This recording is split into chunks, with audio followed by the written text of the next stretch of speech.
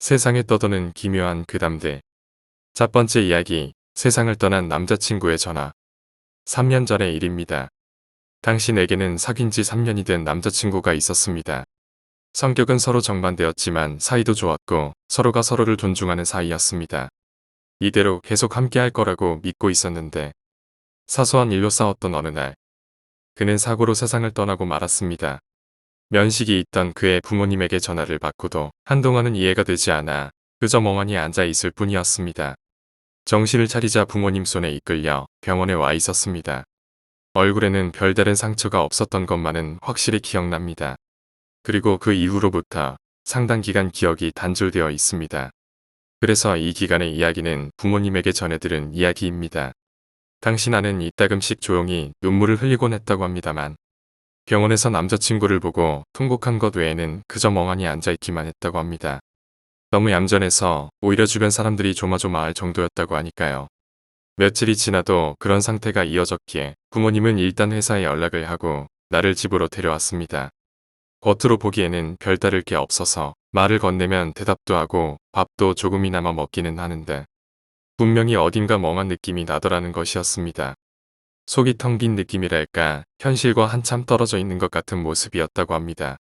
부모님은 일찍 잠자리에 드시고 한번 잠이 들면 깊게 주무시기에 한밤중에 내가 방에서 뭘 하고 있는지는 잘 몰랐었다고 합니다. 다만 우연히 자다가 깨서 방 앞을 지나갈 때면 대개 컴퓨터를 하고 있었다고 합니다. 아무튼 뭐라도 할 기운이 있다니 다행이라는 생각뿐이었답니다. 그런데 49제를 목전에 둘 무렵 남자친구 어머니가 우리 집에 전화를 했습니다. 요새 그 아이는 어떻게 지내고 있나요? 조금 말하기 힘든 기색으로 그렇게 물었다고 합니다. 별 문제 없어 보이긴 하는데 우리 아이한테 전하실 말이라도 있으신가요? 전화를 받은 우리 어머니가 그렇게 대답하자 남자친구 어머니는 곤혹스러운 듯한 목소리로 이런 이야기를 해주셨다고 합니다. 전날 밤 죽은 남자친구의 유품을 정리하고 있을 무렵이었습니다. 이런저런 물건들을 정리하며 울컥 치밀어 오르는 생각들에 눈물 흘리고 있는데 갑자기 어디서 뚜뚜하고 전화를 꺼낸 소리가 들려왔습니다. 어디서 소리가 나는 건가 싶어 주변을 살펴보니 남자친구가 쓰던 노트북에서 들려오더라는 것입니다. 컴퓨터를 켠 적도 없는데 소리가 나는 게 이상하다 싶어 열어보니 스카이프가 켜져서 전화를 걸고 있었다는 겁니다. 통화 상대는 나였습니다. 하지만 전화를 받지 않자 곧 끊어졌습니다. 그렇지만 뭔가 이상하다 싶은 생각에 통화 이력을 열어보셨다는 겁니다. 그랬더니 어제부터 하루 종일 내가 전화를 건 기록이 쫙 나오더라는 것입니다. 그것 때문에 놀라셔서 우리 집에 전화를 하신 것이었습니다. 컴맹인 우리 부모님도 그 이야기를 듣자 깜짝 놀랐던 것 같습니다. 그래서 그날 밤 언제나처럼 컴퓨터 앞에 앉아있는 내게 다가가 말을 걸고 화면을 살폈다고 합니다. 한밤중이니 방 안은 깜깜하고 컴퓨터 모니터 화면만이 빛났다고 합니다. 나는 깜깜한 방에서 그저 멍하니 마우스를 누르고 있었답니다. 화면에는 스카이프가 켜져 있고 남자친구에게 계속 전화를 걸고 있었다고 합니다. 하지만 아무리 전화를 걸어도 받지 않기에 연결이 되지 않아 전화가 끊길 때마다 다시 전화를 걸기를 반복하고 있었던 겁니다. 아버지는 소름이 끼쳐 나를 데리고 나와 거실에서 뭐하는 짓이야 라고 고함을 쳤다고 합니다. 그러자 나는 전화를 안 받아라고 대답했다고 합니다. 어머니는 나를 붙잡고 간곡히 더 이상 그는 이 세상에 없다고 이대로 있으면 너까지 죽는다고 울면서 설득했다고 합니다. 그리고 간신히 무언가를 이해한 것인지 내가 대성통곡하기 시작했다고 합니다. 그제야 현실을 이해하기 시작했던 것 같습니다. 그 이후부터는 조금씩 기억을 하고 있습니다. 아마 너무 갑작스럽게 이해할 수 없는 일에 부딪히다 보니 혼자서 이겨낼 수 없어 남자친구에게 매달리려 했던 것 같습니다. 자주 스카이프로 통화를 하기도 했고 남자친구는 워낙에 박식한 사람이라 이것저것 물어볼 수 있는 믿음직한 사람이었으니까요. 괴담이라고 해서 이야기를 올리기는 했지만 돌이켜보면 이상한 일이라곤 분명 꺼져 있던 남자친구 노트북이 혼자 켜져서 내게 전화를 했다는 것 뿐입니다. 나중에 내 계정을 살펴보니 확실히 통화 이력은 남아 있었습니다. 다만 한밤중에 계속해서 죽은 남자친구에게 전화를 하고 있는 내 모습과 남자친구 계정에 찍혀있던 통화 이력이 더 무서웠습니다. 나 자신이 얼마나 무너져 있었는지를 실감했달까. 제멋대로인 해석이지만 그에게서 걸려왔던 전화는 그저 죽은 자신의 그림자만을 쫓는 내 모습이 안타까웠던 남자친구가 49세 전 마지막으로 가족들에게 그 사실을 알려주려 했던 건 아니었을까 합니다. 끝까지 걱정을 끼치고 신경 쓰게 하는 한심한 여자친구를 위해서요. 단순히 노트북의 오작동일지도 모르겠지만 나중에 그의 무덤에 성묘하러 갔을 때 마음껏 고맙다고 이야기하고 왔습니다. 쓸데없는 첨언일지도 모르겠습니다만 가족이던 연인이던 친구든 지금 함께하는 사람을 소중히 여겨주세요. 나는 그와 싸우고 잔뜩 화를 낸 다음 사과조차 못한 걸 지금까지 후회하며 살고 있습니다. 바로 며칠 전이 그의 기일이었습니다. 이제야 나는 겨우 그를 제대로 돌아볼 수 있게 된 것 같아요. 그래서 지난 몇 년간 옆에서 나를 계속 지지해줬던 친구에게 결혼을 전제로 한 고백을 받아들이려 하고 있습니다. 두 번째 이야기, 폭주죠. 크리스마스인 오늘 우연히 무시무시한 광경을 목격하고 말았다. 시부야의 하치공 동상 옆에 서서 친구를 기다리고 있었다. 그런데 도우겐 작가 쪽에서 꽤 많은 수의 폭주족이 오토바이를 타고 달려오기 시작했다. 크리스마스를 기념한다면서 폭주에 나선 것 같았다. 화려한 시부야 거리가 순식간에 소음기를 뗀 오토바이의 굉음으로 가득 찬다. 하츠공 옆에 옹기종기 모여있던 수많은 사람들은 기분 나쁘다는 얼굴로 그쪽을 바라본다. 그리고 그 순간 폭주족 중 한 명이 신호를 무시하고 교차로에 들어섰다. 그때 파르코 쪽에서 트럭이 달려오더니 그만 그 오토바이와 강하게 충돌하고 말았다. 보라색으로 도색한 오토바이는 그대로 뒤집혀서 아스팔트에 부딪혀 흰 불꽃을 튀기며 그대로 20m가량을 미끄러졌다. 오토바이에 타고 있던 폭주족 옷을 입은 갈색 머리의 남자는 굴러다니는 쓰레기 마냥 교차로에 쓰러져 움직이지 않았다. 이것만으로도 충분히 충격적인 광경이었다. 하지만 진짜 무서운 일은 그 후에 일어났다. 5분 정도 지나 구급차가 도착했는데 하치공 주변에서 사고를 지켜보고 있던 대학생 7-8명이 들것에 실리고 있는 피투성이의 남자를 향해 소리치기 시작했다. 죽어버려 죽어버려. 마치 스포츠 경기를 응원하는 것처럼 손뼉을 치면서 더욱 놀라운 것은 주변에 있던 다른 이들이 그에 동조해 모두가 큰 소리로 그를 따라하기 시작했다는 것이었다. 얼마 지나지 않아 하치공 주변은 죽어버려라는 합창이 울려 펴졌다. 마치 새해 카운트다운이라도 하고 있는 그 모습에 뭐라 할 수 없는 두려움이 몰려왔다. 현장에 나와 있던 경찰관이 잔뜩 겁에 질려 긴장해 있던 모습이 아직도 뇌리에서 떠나질 않는다. 세 번째 이야기, 백령도. 서해 최북단에는 백령도라는 섬이 있습니다. 이제는 연평도와 함께 많이 알고 계시는 섬 중 하나죠. 이 백령도에는 없는 세 가지가 있으니 그것이 도둑, 신호등, 무당입니다. 여의도의 6배 면적을 지닌 큰 섬이면 무당이 있을 법도 한데 실상 찾아보기 어렵습니다. 백령도는 다른 의미로 넉백의 시령령으로 넉일은 영혼이 그만큼 많다는 뜻으로도 불리우는데 이로 인해 섬에 갇힌 기운이 너무나 강하여 무당이 들어설 수 없다는 이야기가 있습니다. 첫 번째 이야기는 군별에 관계없이 유명한 괴담으로 일명 은실이 벙커에 관한 것입니다. 이 벙커는 산속 후미진 곳에 떡하니 놓여 있는데 방문하는 사람은 누구나 접근을 꺼릴 정도로 음습하고 어둡습니다.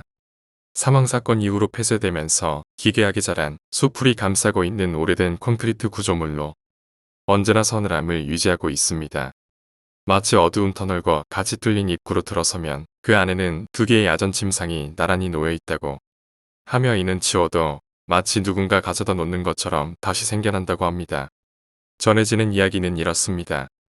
오래전 벙커가 사용될 때 근무하던 선우임이 있었습니다. 이 중 선임은 외출 중 만나게 된 지역의 주민과 사귀게 되는데 이 여자는 연인이 보고 싶은 마음에 벙커로 선임을 찾아오게 됩니다. 그렇게 시간이 흘러 후임 또한 여인에게 마음을 가지면서 묘한 삼각관계가 이루어집니다. 그리고 사건이 있던 날도 여인은 벙커를 찾아왔고 이때 지통실의 연락으로 선임이 잠시 자리를 비우자 후임은 잘못된 마음에 여인을 범하게 됩니다. 돌아와 상황을 알게 된 선임병은 후임과의 난투 끝에 개머리판으로 머리를 때려 후임을 사망케 하고 이 과정에서 수치심을 이기지 못한 여인 또한 벙커 옆에 나무에 목을 메어 목숨을 끊습니다. 후임을 사망케 하고 자신의 여인을 지키지 못했다는 자책감에 선임 역시 실탄을 장전해 자살을 시도하나 교대 근무자에 의해 미수에 그칩니다. 나중에 회복한 선임병에 의해 사건의 진상이 밝혀지나 그 이후 선임병에 대한 행방은 알려지지 않았습니다. 이후로 벙커는 폐쇄되고 나무는 밑동이 잘려나가게 되지만 이때부터 기이한 일들이 발생하게 됩니다. 그 앞을 지나던 근무자들의 묘한 경험담 때문입니다. 교대를 위해 벙커 앞을 지날 때면 자신들을 부르는 여자의 목소리가 들린다는 것입니다. 보통은 섬뜩함에 자리를 벗어나지면 어떤 때는 자신도 모르게 벙커를 향하기도 한다는 것입니다. 그런 종류의 괴담이 부대를 돌던 어느 날 교대를 위해 떠난 근무자들의 연락이 두절되는 상황이 발생합니다. 이에 소 초장은 자가 차량을 끌고 주변을 살피다 벙커를 발견하게 됩니다. 혹시나 하는 마음에 랜턴을 켜고 컴컴한 벙커로 들어선 소 초장이 본 것은 나란히 놓여있는 야전 침상 위에 죽은 듯 가만히 누워있는 근무자들이었다고 합니다. 소 초장이 다가가 몸을 흔들자 그들의 눈이 번쩍 뜨이더니 소 초장의 소매를 잡고 불이 나게 벙커 밖으로 끌고 나가더랍니다. 소초로 복귀하여 이야기를 들어보니 교대를 하기 위해 벙커 앞을 지나던 중 갑자기 선임이 벙커 쪽으로 가더랍니다. 후임이 이를 말리려고 다가서다 순간 누군가 자신의 이름을 부르는 것을 들었는데 다음 순간 자신이 어두운 방 안에 누워있더라는 것입니다. 몸은 돌처럼 굳어 움직이지 않고 공포로 목이 메는 와중에 누군가 일정한 간격으로 계속 말을 걸더랍니다. 들어보니 누가 선임이고 후임인지를 묻고 있더랍니다. 그리고 자신도 모르게 대답하려는 찰나 누군가 몸을 흔들면서 몸이 말을 듣기 시작했다고.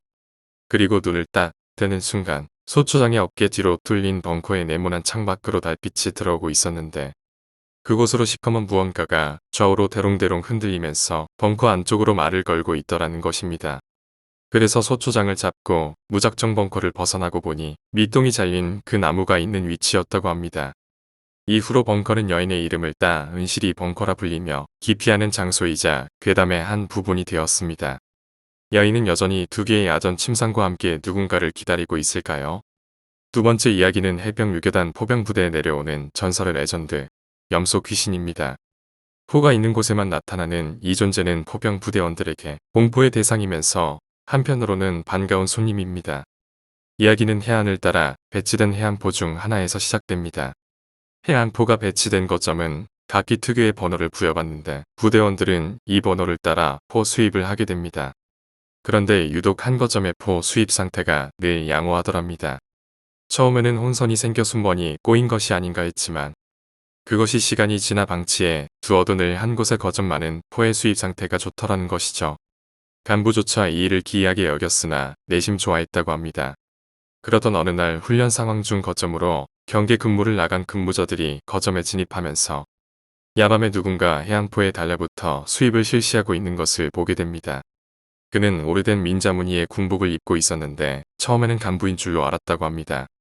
그런데 불러도 대답 없이 수입에만 열중하자 신원을 확인하기 위해 가까이 다가갔는데 놀랍게도 몸은 사람이 돼 얼굴은 염소의 얼굴을 가진 기괴한 존재였다고 합니다. 그 존재는 포를 수입하면서도 팔꿈치 밑으로는 움직임이 없어 섬뜩함을 느끼게 하는데 수입에만 열중할 뿐 별다른 해코지는 없다고 합니다. 처음에는 해안포에 달라붙어 포병의 일거리를 덜어주던 이 존재는 어느 날은 자주포에서 발견되기도 하는 등 점차 그 영역을 확대한다고 하네요. 어떤 날은 힘에 부치는지 자신을 발견한 사람에게 함께 포를 수입하지 않겠냐고 묻는다고 합니다. 여기서 날이 밝을 때까지 수입을 돕지 않으면 화난 얼굴로 노려보는데 자신에게 눈을 떼지 않고 보면서도 계속 수입을 진행하기 때문에 몹시 무서워서 돕게 된다고 합니다. 포병대 우렁각시로서 포 수입이 싫은 포병 부대원들의 강력한 염원이 실체화되어 나타나는지 이 존재를 목격한 인원이 속출하기도 했습니다. 세 번째 이야기는 병장 때 동기가 겪은 일입니다. 시기가 정확히 기억에 남는 것이 그 주에 1박 2일 백령도 편을 촬영했기 때문입니다. 당시 허기 중대가 산 꼭대기에 있는 TOD 장비를 운영하는데 중대 전체가 야외 훈련을 나가면 본부 중대가 이를 맡게 됩니다. 다들 이 근무를 기피했던 것이 산을 타고 올라가야 하기 때문이었습니다. 거점으로 올라가면 카메라와 같이 생긴 TOD 장비가 있고 그것을 오락실의 조이스틱과 같이 생긴 것으로 좌우로 조절하며 해안을 감시하게 되는데 TOD병이 송출되는 화면을 보고 부유물을 컨택합니다. 근무자들은 보통 조이스틱에 모나미 펜을 꽂아서 자동으로 뱅글뱅글 돌게 만든 뒤 취침하는 것이 관례였지요. 또 이 거점에는 부유물을 좀 더 확실히 판별하기 위한 니콘 망원경이 설치되어 있는데 이것을 반대로 돌리면 백령도 시내가 보이게 됩니다. 가끔 무료한 근무자들은 이 망원경으로 시내를 구경하기도 합니다. 특히 빌라 쪽에 좋은 구경거리가 있나 말이죠. 동기도 이 망원경으로 시내를 둘러보다 문득 이상한 점을 발견하게 됩니다. 우연히 보게 된 빌라의 가장 위층에서 불이 계속 꺼졌다 커졌다 하더라는 겁니다. 그런데 희한한 것이 옆집도 함께 불이 꺼졌다 커졌다 하더랍니다. 처음에는 전기 설비에 문제가 생겼나 싶다가도 내심 간접이 신호를 보내는가 싶어 계속 지켜보았다고 합니다. 그런 상태가 계속 지속되자 후임 근무자를 불러 보여줬더니 후임이 자세히 살펴보고는 안에 누가 있는 것 같다고 하더랍니다. 그래서 동기가 자세히 살펴보니 정말 창으로 언뜻 사람 그림자가 보이더라는 것이죠. 그런데 이상하게도 불이 꺼졌다가 켜질 때마다 그림자의 수가 조금씩 늘더라는 것입니다. 동기는 처음에는 사람인지 긴가민가 했지만 그림자가 사람이 움직이는 모양새와 너무 닮아서 결국 사람이라는 확신이 들었다고 합니다. 그 그림자들은 마치 단체로 춤을 추듯 팔다리를 마구 움직이고 있었답니다. 그때까지는 젊은 사람들이 클럽 분위기 내면서 노는가 보다 하면서 관심을 접었는데 그 후로도 한참을 들여다보던 후임이 문득 그러더랍니다. 사람이 아닌 것 같다고. 그래서 동기가 무슨 말이냐고 묻자 후임의 한마디. 저거 바닥에 서 있는 게 아니라 천장에 거꾸로 매달려 있는 것 같습니다. 그 말을 듣고 동기가 다시 확인해보자 춤이라고 생각했던 것이 마치 머리가 긴 여자들이 천장에 거꾸로 매달려서 좌우로 흔들리고 있는 모양새였다고 합니다. 이후에 저는 이야기를 듣고 섬 안의 귀신들 회담이라도 한 것 아니냐며 웃어넘겼습니다. 네 번째 이야기, 괴한상. 어느 날 친구가 집안 분위기가 왠지 좀 이상해. 남편도 영 몸 상태가 좋지를 않고라며 상담을 해왔다. 얼마 전부터 친구네 집에서 온갖 괴현상들이 일어나기 시작했다고 한다.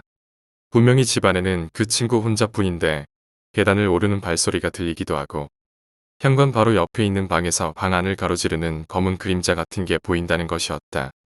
이 정도 선까지는 친구도 단순히 기분 탓이라고 생각해 별다른 신경은 쓰지 않았다고 한다.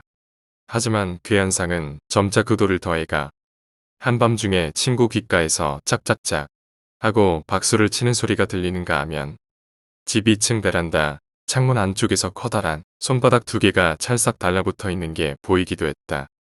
그리고 손바닥을 목격한 그날 밤 친구는 집 계단에서 굴러떨어져 다리뼈가 부러졌다. 누군가에게 등을 밀려 떨어졌다는 것이었다. 이 정도까지 되자 뭘 어떻게든 해야겠다는 생각에 다른 친구의 소개를 받아 영능력자와 만나기로 약속을 잡고 집에 불렀다고 한다. 뼈가 부러진 지 일주일 정도 후에 영능력자가 집을 찾아왔다.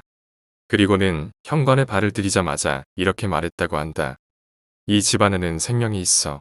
하지만 그 생명은 당신 둘이 만들어낸 거야. 당신들 최근 1년 새에 인연을 끊은 친구가 있지. 그 사람의 험담을 계속 떠벌려서 당신들이 가진 증오가 이 생명을 만들어낸 게야. 둘은 할 말을 잃었다. 그 말 그대로였던 것이다.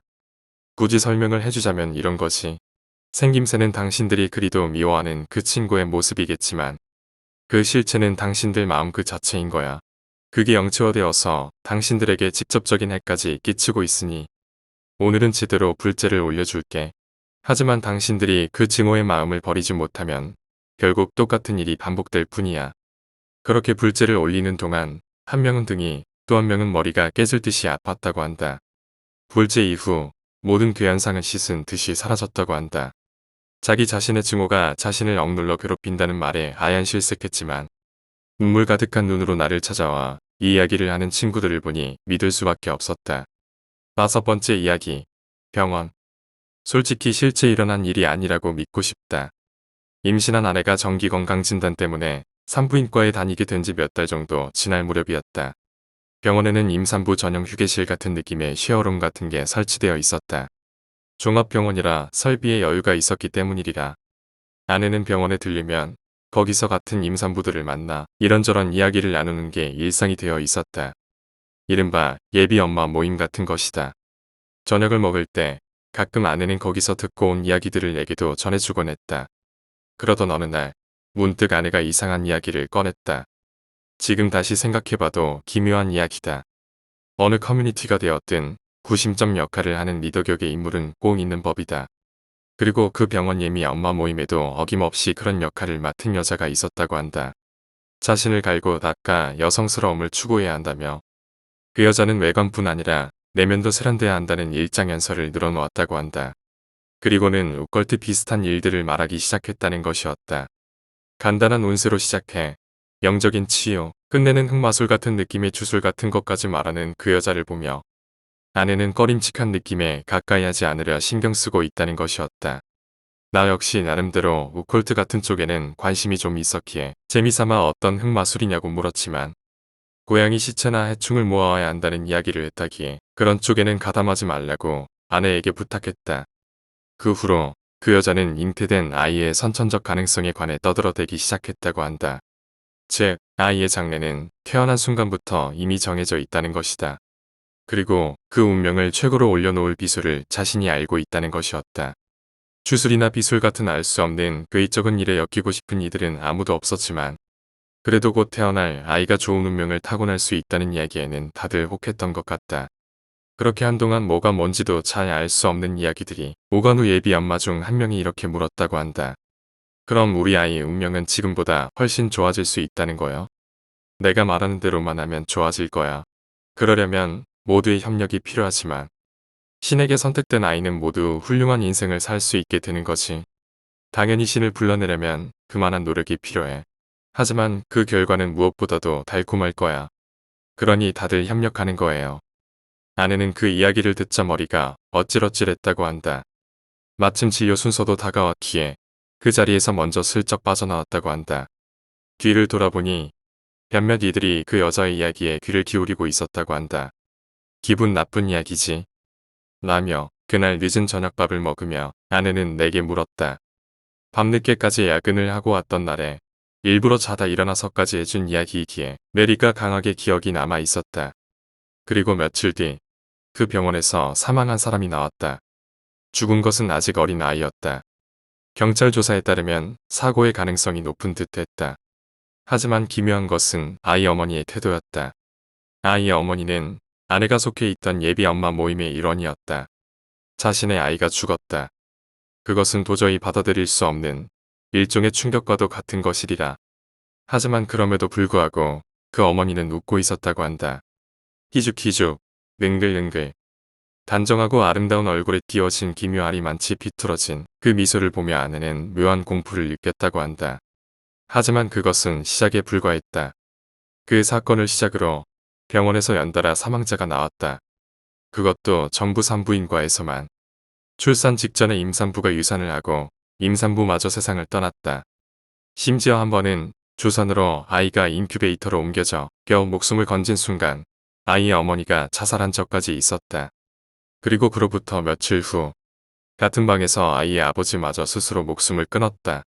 고지여 간호사가 연달아 사고를 당해 줄줄이 퇴직했고 의사마저도 과로로 한 명이 세상을 떠났다. 이제 그쯤 되니 그 병원에 관계되는 것 자체가 두려울 정도였다. 결국 내가 강하게 말한 것도 있고 아내 스스로도 두려움을 느꼈는지 병원을 옮기게 되었다. 다만 그 지경이 되었는데도 예비 엄마 모임의 일부 사람들은 계속 그 병원을 다녔다고 한다. 아니, 병원이라기보다는 예비 엄마들이 모이는 그 공룡을 계속 다녔다고 할까. 그리고 그 후, 그 예비 엄마 모임에 속해 있던 이들은 모두 유산했다고 한다. 그 중에서 2명은 자궁 자체가 파열되어 2번 다시 아이를 가질 수 없는 몸이 되었다. 다만 단 1명, 리더였던 그 여자만 빼고 그 여자는 근처 다른 병원에서 옥동자 같은 건강한 사내 아이를 낳았다고 한다. 그리고 지금은 유명사립 유치원에 아이를 넣으려고 커뮤니티에서 이리저리 뛰고 있다고 한다. 아이가 선천적 장애를 안고 있던 임산부들이 잔뜩 모여있던 그 종합병원에 왜 그녀의 아이만은 전혀 장애가 없었던 것일까? 그건 나조차도 알 수 없는 일이다. 다만 결과적으로 우리 아내도 유산했다. 트리소미 21의 영향이라고 한다. 이 지경이 되고 나니 선택되었으면 좋았을 텐데 하고 생각하게 된다. 그런 비법 같은 게 이 세상에 있다니 오히려 그게 실화가 아니라고 믿고 싶지만 6번째 이야기, 이상한 할아버지. 내가 직접 겪었던 실화입니다. 내 고향은 예로부터 이어진 불황민에 대한 차별의식이 남아있는 지역이었습니다. 그것이 내가 초등학교를 다닐 무렵까지도 남아있었던 겁니다. 하지만 불황민에 대한 차별이 있다고는 해도 그것은 어디까지나 어른들 세계의 이야기라 어렸던 나는 차별 같은 건 모르고 있었습니다. 아이들끼리는 어느 동네에 사는지 상관없이 금세 친해지기 마련인데다 어른들도 나름대로 죄악감이 있었던지 아이들 앞에서는 그런 이야기를 꺼렸으니까요. 평소에는 차별 같은 게 있는지 없는지도 모를 수준이었습니다. 다만 A 동네 녀석들은 난폭한 놈들 뿐이야. 웬만하면 친하게 지내지 말거라. 라는 소리는 들은 적이 있었습니다. A 동네는 해안가에 있는 두 개의 동을 일컫는 말이었고 확실히 다른 동네에 비해서는 양아치가 많았습니다. 하지만 그 무렵 나는 A 동네에 사는 Y라는 친구와 사이가 좋아서 학교가 끝나면 매일 같이 놀러 다니곤 했습니다. 당시 우리는 낚시에 푹 빠져 있었습니다. Y네 집 근처가 바로 바닷가였기에 자주 Y네 아버지 낚싯대를 가져다가 종목에서 낚시를 하곤 했습니다. 그런데 이 Y네 아버지가 무척 무서운 사람이었습니다. 집에 놀러 가면 언제나 집에서 빈둥대고 있는데 근육질인 몸에 머리는 스님 마냥 짧게 민 채였습니다. 언제나 무언가를 째려보는 것 같은 눈을 하고서요. 성격도 겉모습처럼 무서운데다 다혈질이라 Y네 집에서 둘이 떠들기라도 하면 금세 시끄러, 입 닥쳐라 하고 큰 소리로 욕을 하곤 했습니다. 어린 내게는 무섭기 짝이 없는 아저씨였습니다. 그랬기에 Y는 언제나 아버지 낚싯대가 고장나지 않도록 신경을 쏟아 조심스레 사용하곤 했습니다. 그러던 어느 날 Y랑 둘이서 바닷가 인근의 숲에서 낚시를 할 만한 장소를 찾고 있던 중에 오래된 터널을 발견했습니다. 무척 작은 터널이라 길이는 고작해야 5m 정도였을 겁니다. 안에는 쓰레기 투성이었습니다. 어슴푸레한 터널을 나오자 그 앞에는 낚시를 할 수 있을 것 같은 후미가 보였습니다. 우리는 비밀기지로 삼을 곳이 생겼다는 생각에 잔뜩 신이 나서 터널 안에 짐을 두고 낚시를 시작했습니다. 하지만 한동안 시간이 흘렀음에도 물고기는 전혀 잡히질 않아 우리는 슬슬 실증이 나고 있었습니다. 그런데 갑자기 눈에서 좀 잡히냐? 라는 목소리가 들려왔습니다. 깜짝 놀라 뒤를 돌아보자 너덜너덜한 옷을 입은 할아버지가 서 있었습니다. 나는 노인에게서 나는 악취에 무심코 얼굴을 찡그렸습니다. 백발성성한 노인의 머리카락은 기름기 투성이인데다 주름투성이인 피부는 거무스름했습니다. 노인은 나른한 듯 입을 다물고 우리를 보고 있었습니다. 그리고 오른손에는 우리 짐을 들고 있었습니다. 나는 몸을 잔뜩 움츠린 채 무서워서 굳어 있었습니다. 옆에서 Y도 겁에 질린 것 같은 목소리로 조심스레 말했습니다. 그거 저희 짐인데요. 역시 그렇구나. 내 집에 있었다. 할아버지 목소리는 무척 쉬어 있었습니다. 그리고는 무표정했던 얼굴을 움직여 웃음을 띄웠습니다. 저런 곳에 던져두면 누가 훔쳐간다. 그리고는 웃으며 짐을 우리 곁에 두고 터널 속으로 들어갔습니다. 나와 Y는 짐을 껴안고 얼굴을 마주보며 당황해하고 있었습니다. 저런 이상한 할아버지는 이제껏 본 적이 없었기 때문입니다. 도대체 누구지? 하고 둘이서 이야기했습니다. 하지만 뭐가 어찌됐든 집에 돌아가려면 다시 노인이 산다는 터널을 지나가야만 합니다. 우리는 쭈뼛거리며 조심스레 터널 안으로 들어섰습니다. 어슴푸레한 터널 안에 돗자리를 깔고 누워있는 할아버지의 뒷모습이 보입니다. 소리를 내지 않도록 살금살금 우리는 그 옆을 지나갔습니다. 노인은 그 사이 말 한마디 하지 않았지만 우리가 출구에 발을 들이려는 터에 갑작스레 입을 열었습니다. 많이 늦었으니 조심해서 돌아가거라. 이상하게도 그 말을 듣자 나는 갑자기 호기심이 솟았습니다. 할아버지는 이 터널에 사는 거요? 그래. 언제부터? 너희가 태어나기 전부터다. 어째서? 옛날에 나쁜 짓을 해서 벌을 받았단다. 홀로 터널에서 사는 거요? 그래. 다른 사람들에게 내쫓아진 거지. 할아버지의 목소리는 쓸쓸한 것처럼 들렸습니다. 어서 돌아가라. 아버지 어머니가 걱정할 거야. 그리고 위험하니까 여기는 다시 오지 말 거라. 응. 하지만 우리는 다음날 또 할아버지를 찾아갔습니다. 어린 나이에도 왠지 할아버지가 나쁜 사람이라고는 생각되지 않았습니다. 처음에는 귀찮은 듯 우리를 대했던 할아버지도 점차 우리를 귀여워해 주었습니다. 같이 놀아주기도 하고 그림자 밟기나 종이접기 같이 우리가 모르던 놀이도 여러 가르쳐 주었습니다. 우리는 할아버지를 톤할아버지라고 부르며 학교가 끝나면 매일 놀러가곤 했습니다. 톤 할아버지는 환타를 좋아해서 우리가 환타를 가져다 주면 소중하다는 듯 양손으로 잡고 천천히 마시곤 했습니다. 다음에는 다른 맛 환타를 가져다 줄게. 라고 하면 고맙구나. 라며 굉장히 기쁜 듯 웃곤 했습니다. 그런 관계가 2달 정도 이어졌을 무렵 사건이 터졌습니다. 그날 톤 할아버지를 만나고 돌아가는 도중 Y는 장난을 치며 등에 쥐고 있던 낚싯대를 칼이라도 댄 것 마냥 휙휙 휘두르기 시작했습니다. 그리고 앞으로 힘차게 휘두른 순간 Y는 앞으로 휘청하고 넘어져서 그만 낚싯대가 반으로 휘어버리고 말았습니다. Y는 얼굴이 새파래져 울기 시작했습니다. 아빠한테 맞아 죽을 거야. 라고 계속 되뇌이면서요. 나는 흐느껴 우는 Y의 부탁에 같이 Y네 아버지에게 사과를 하러 갔습니다. 반으로 접혀버린 낚싯대를 보자 Y네 아버지 얼굴은 얼어붙고 눈은 새빨개졌습니다. 마치 바람이 들어갈 대로 들어가 빵빵해진 풍선이 막 터지려고 하는 듯한 모습이었습니다. Y는 아버지는 부들부들 떨면서도 잔뜩 화를 누르며 평소 같은 목소리로 물었습니다. 둘 중 누가 한 짓이냐? 이거. Y는 고개를 숙인 채 눈물만 흘리고 있고 나는 무서워서 말 한마디 못할 지경이었습니다. 대답 안 해. 내가 한 짓이냐? 그러자 Y의 아버지는 고함을 치며 Y의 머리채를 잡고 억지로 고개를 들어올려 충혈된 눈으로 째려봤습니다. 대답하려고. 톤 할아버지가 했어. Y는 흐느껴 울면서 가냘픈 소리로 중얼거렸습니다. 뭐? 톤 할아버지는 누구야? 바닷가 터널에 있는 할아버지가 그랬어.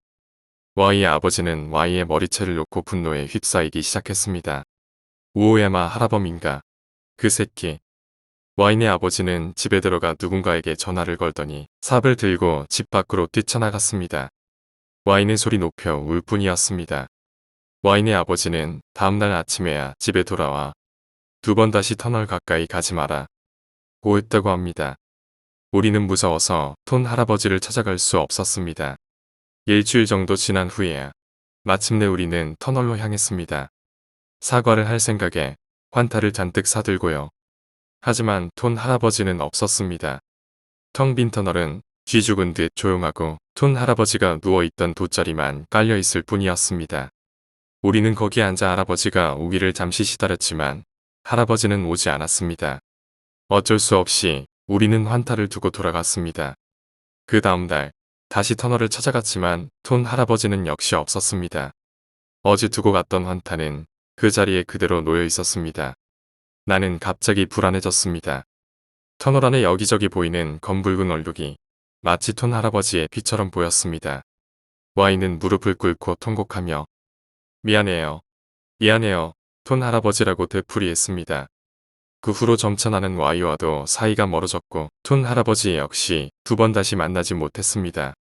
하지만 세월이 흘러 어른이 된 후 어머니와 이야기를 하다가 문득 옛날 터널에 살던 할아버지가 있었다는 이야기를 한 적이 있었습니다. 그러자 어머니는 이런 이야기를 들려주셨습니다. 옛날 A동네에 오야마 씨라는 사람이 있었어. 가족이 다 같이 분신 자살을 하려고 했다더라. 집에 불을 질렀는데 아내랑 딸은 죽었지만 정작 오야마 씨는 살아남았던 거야. 그때 지른 불이 옆집에 옮겨부터 큰 사고가 났던 탓에 그때부터 마을 사람들한테 쫓겨났었어. 진짜인지 아닌지는 모르겠지만 터널에 살고 있다는 소리를 들었었는데 어쩌면 그 사람일지도 모르겠구나. A동네 사람들은 정말로 못돼 먹었다니까. 이것으로 내 이야기는 끝입니다. 톤 할아버지가 어떻게 되었는지 나는 아직도 모릅니다. 혹시 다른 곳으로 쫓겨나 지금도 건강히 살고 있을지도 모르지요. 다만 애매한 기억을 돌아보게 됩니다. 그날 이후 Y의 아버지가 가져갔던 삽이 Y네 집에서 사라졌다는 것. 그리고 Y가 울며 외쳤던 미안해요. 의 의미를